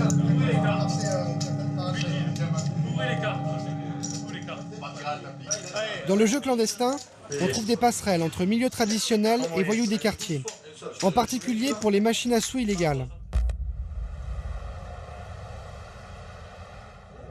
Dans de nombreux bars, des bingos. Ce jeu ressemble à un flipper. En réalité, c'est une machine à sous déguisée.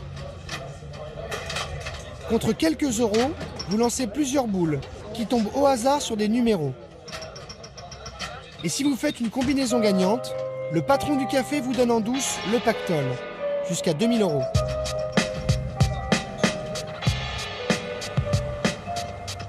Dans les quartiers nord, des truands à l'ancienne confient la gestion de leur bingo à des jeunes de quartier. Nous allons rencontrer l'un d'eux. Moi, je suis originaire du nord de Marseille, c'est-à-dire des quartiers nord. C'est pas une équipe de quartier pour laquelle vous travaillez. Il y a des grosses équipes qui sont derrière et nous, on est en collaboration avec eux. Vous, votre boulot, c'est quoi exactement? Moi, mon boulot, c'est... Je m'occupe de la maintenance de la machine. Je récupère l'argent. Si la machine tourne bien, on peut passer 1 fois par semaine. On peut passer 1 fois tous les 15 jours si la machine tourne moyennement. L'argent des joueurs est partagé entre le patron du café et l'équipe de voyous qui lui a placé la machine. Et comme il y a des centaines de bingos dans la ville, c'est très rentable. Et les gains d'un appareil comme ça, c'est quoi à peu près mensuellement? Ça peut partir de minimum d'un bar classique, on va dire 1 000 € chacun entre le propriétaire de la machine et le patron du bar. Ça peut monter beaucoup plus haut dans certains bars de quartier nord, beaucoup dans les quartiers nord. Ça peut monter jusqu'à 10 000 € par mois. Ça peut monter. À 10 000, on a divisé en deux. Hein, divisé en deux, oui. L'exemple des bingos montre que les voyous de l'ancienne et de la nouvelle génération peuvent travailler ensemble. Le plus souvent, ils font connaissance quand ils se retrouvent derrière les barreaux.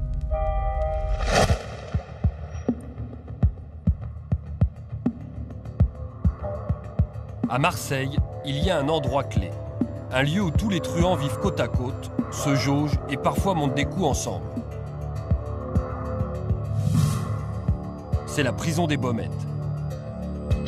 1800 détenus pour 1400 places.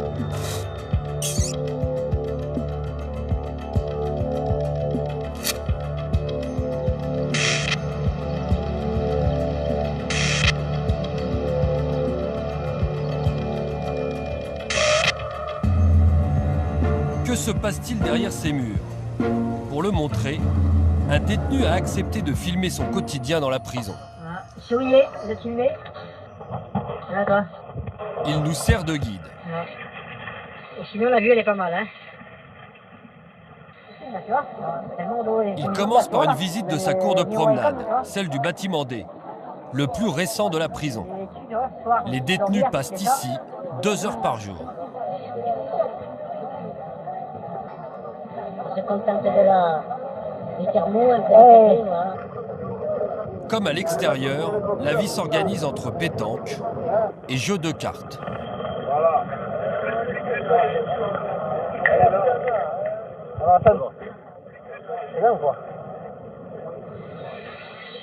À l'intérieur, beaucoup de détenus passent leur temps à la salle de sport. Allez, un cri de guerre.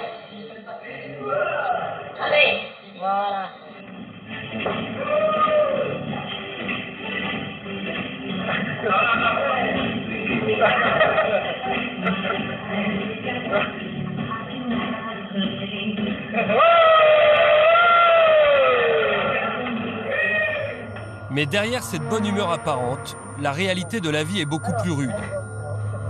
Mourad fait des allers et retours en prison depuis l'âge de 15 ans. Il en a 25 aujourd'hui. Il répond à nos questions. Les Baumettes, il connaît bien. Voilà, à toutes les communautés, on va dire, il n'y a pas trop de racisme ici. Il y en a un petit peu quand même, c'est un petit peu les blancs avec les blancs, les gitans avec les gitans, mais quand même on se mélange quand même. Il faut choisir son camp, ses amis, pour se protéger. On ne parle pas avec les balances, on ne parle pas avec les violeurs d'enfants, tout ça. Après, chaque quartier, ils restent un peu ensemble parce que c'est comme ça, ils se connaissent de dehors, les gens. Après, ceux qui ne se connaissent pas entre eux, c'est un peu les braqueurs avec les braqueurs, les dealers avec les dealers. Bon, ça se mélange un peu des fois. Mourad est aujourd'hui au bâtiment D, le plus moderne. Les 3 autres bâtiments sont beaucoup plus délabrés.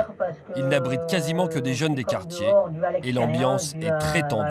Dans les autres bâtiments, celui qui rentre, qui n'est pas de Marseille, et même parfois celui qui est de Marseille, il se fait éclater. Les jeunes de 18 ans, ils se font massacrer par 5-6 personnes.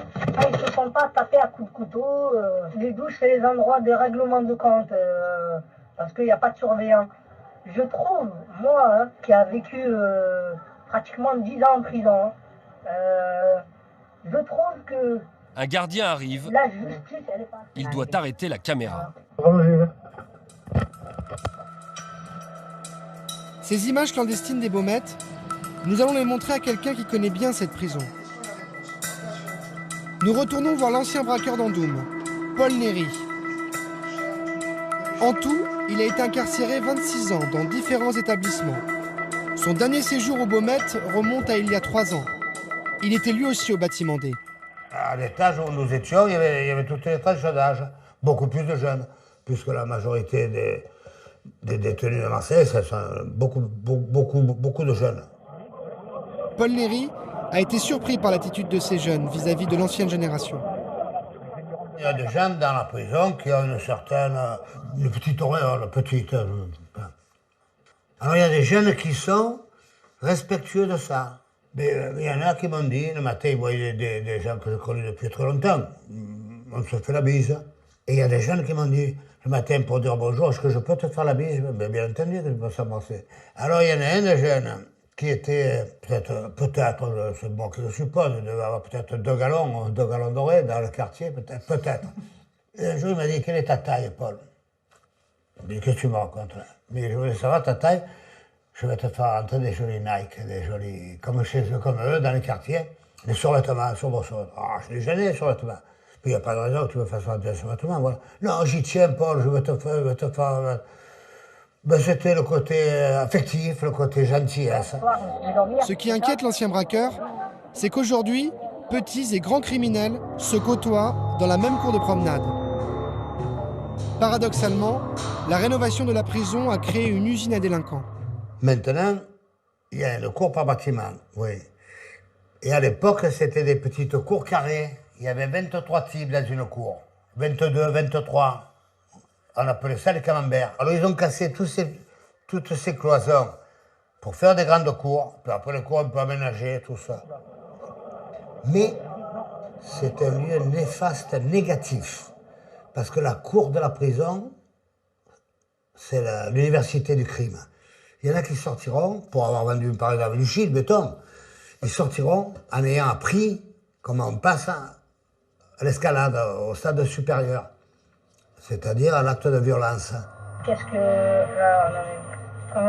quand je sortirai... Ce constat, il est également fait par Mourad, le détenu actuellement aux Baumettes. Effectivement, en prison, on fait beaucoup de connaissances. On apprend à monter des coups, on fait des alliances, parce que on fait des alliances avec ceux qui sont bons dans un certain domaine. Et donc voilà, c'est l'école, comme je dis, c'est l'école du crime. Tu bois le café? Oui, mon frère, oui, pas de problème. Les mondes criminels se rencontrent en prison et parfois ils s'associent pour en sortir. Comme lors de l'évasion spectaculaire de la prison de Grasse du braqueur Pascal Payet le 14 juillet 2007. C'est cet homme de 43 ans qui s'est évadé en début de soirée. Condamné pour le meurtre d'un convoyeur de fonds en 1997, Pascal Payet purgeait une peine de 30 ans de prison. Il est sorti de cette prison par hélicoptère. À 2 reprises déjà, il s'était évadé de la même manière, par les airs, de la maison d'arrêt de Luynes. Pascal Payet est un voyou à l'ancienne. Sa spécialité, le braquage de fourgons blindés. Il a été condamné pour le meurtre d'un convoyeur de fonds. Cette figure du banditisme s'évade cette fois-là grâce à des jeunes de quartier. Le commando qui le libère vient d'une cité sensible du sud de Marseille, La Cayolle, à 2 pas des Calanques.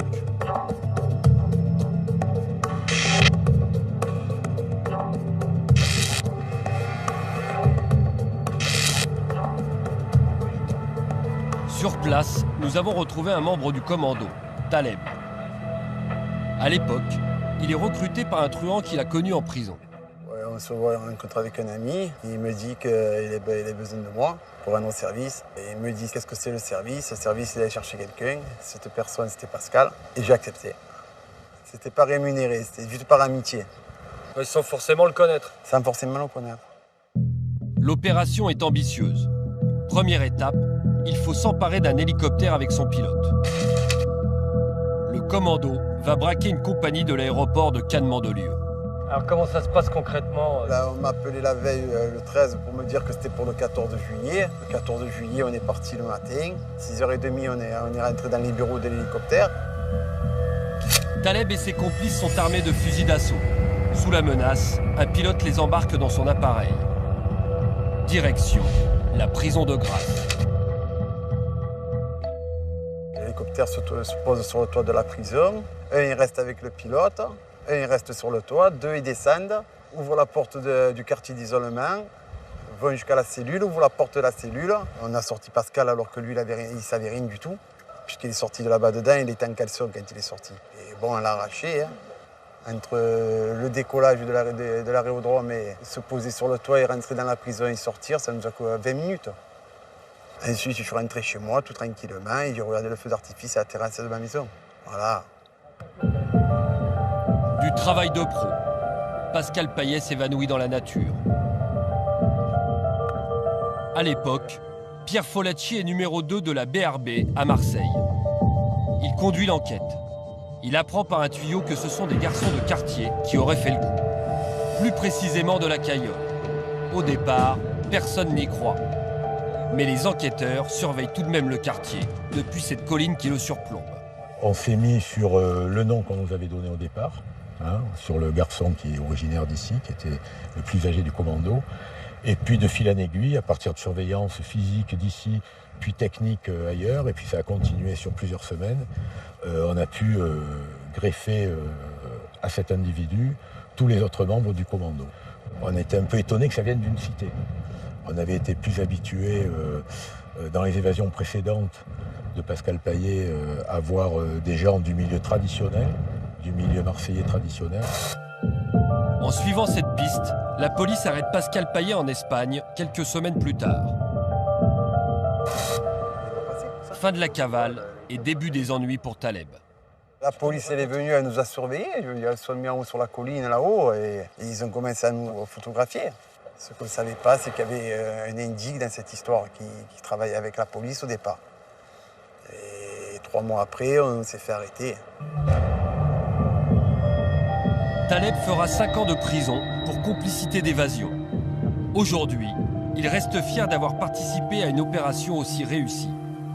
C'est à partir de cette affaire que les policiers marseillais ont compris que la criminalité avait changé de visage.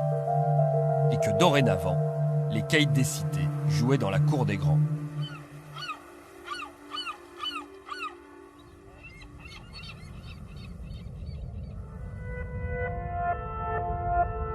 À la fin de notre enquête, nous allons voir quelqu'un qui refuse de baisser les bras.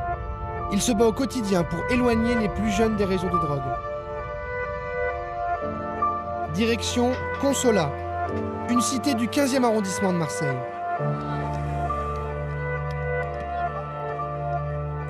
Karim, 43 ans, est l'un des dirigeants du club de football. Depuis 8 ans, il entraîne les jeunes du quartier. Ils sont plus de 300 à venir chaque semaine jouer au foot sur ce terrain, en plein cœur de la cité. Selon lui, il faut agir dès le plus jeune âge pour les empêcher de mal tourner. Aujourd'hui, c'est vrai qu'un petit de 12 ans va pouvoir faire le premier pas, faire une connerie qui peut lui gâcher sa vie, quoi, on va dire. Donc, cette jeunesse-là, cette catégorie d'âge-là, c'est 10 ans, 11 ans, 12 ans, 13 ans, je le répète, c'est très important. C'est à ce moment-là, à cet âge-là, que nous, on doit faire le maximum de travail. Mais autant nous, les éducateurs sportifs, même autant les élus, autant, je veux dire, c'est sur ces 4 ans-là que tout va changer. Parce que le petit, s'il part, il partira entre ces âges-là. Karim a constaté que ces entraînements de football donnent un cadre aux enfants. Ces petits, nous, on est en contact toute la semaine avec eux, d'accord? Avec 2 entraînements en semaine, plus leur école, ceux-là, ils n'ont pas trop le temps de sortir après l'entraînement pour essayer de fréquenter à droite, à gauche. Bon, ça évite de faire certaines bêtises, c'est sûr. Aujourd'hui, c'est vrai qu'on a toujours la compétition, mais on a beaucoup maintenant ce fameux discours qui leur fait comprendre, de faire attention. Dimanche, on joue. Quand on les lâche le vendredi soir, on leur explique, attention, ce que tu vas faire vendredi soir, samedi, parce que nous, dimanche matin, il faut que tu sois là tout à l'heure. Donc, on essaye de leur enlever le temps qui pourrait servir de fameuses dérives. Voilà. Vous avez quel âge? 12. 9 ans. Alors, comment c'est la vie dans les quartiers nord aujourd'hui? On voit des images terribles, mais c'est comment les quartiers nord aujourd'hui? C'est bien. C'est très bien. Ouais. C'est tranquille ici à Consola, non? Oui. Ça va, C'est bien et on s'amuse beaucoup dans ce stade. Ouais. C'est le stade principal de Consola. D'accord. Qu'est-ce que vous voulez faire dans la vie? Moi, je veux faire footballeur. Moi aussi. Vous voulez tous faire footballeur? Ben oui. Moi, je veux faire police. Tu veux faire quoi? Police. Tu veux faire policier? Ah bah viens nous raconter ça. C'est vrai, tu veux faire policier? Ouais. Qu'est-ce qui te plaît dans la police? C'est les gens en prison. Tu veux mettre des gens en prison, toi? Ouais, quand il fait quelque chose. D'accord. Toi, tu es pour la loi, il faut que ça se passe bien, c'est ça? Et il faut respecter les gens, sinon tu les mets en prison. Allez, descends. Vas-y, moi. Ah là, tu t'es humilié nationalement. Il est très mauvais. Vas-y, c'est pour moi, c'est pour moi.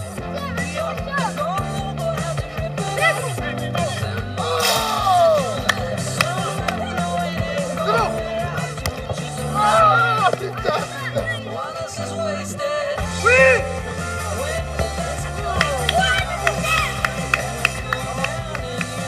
Seb, tu dis au revoir aux messieurs, on y va. C'est comme les gosses, on est obligé.